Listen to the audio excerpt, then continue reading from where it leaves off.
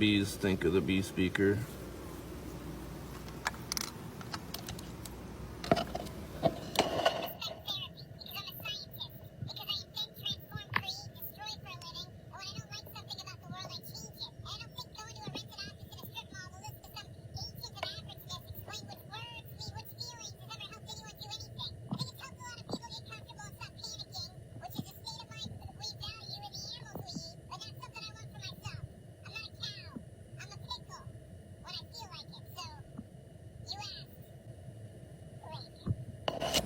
Man, these guys just really like laying it out there. Holy shit.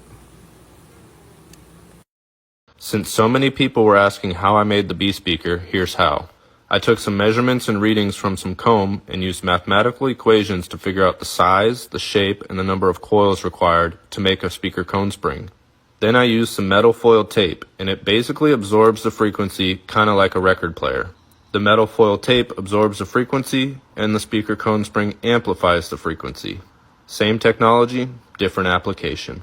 The cups are there to isolate the unit from being held and to hold it at the right distance from the box, and the cups also help amplify the sound just a little bit.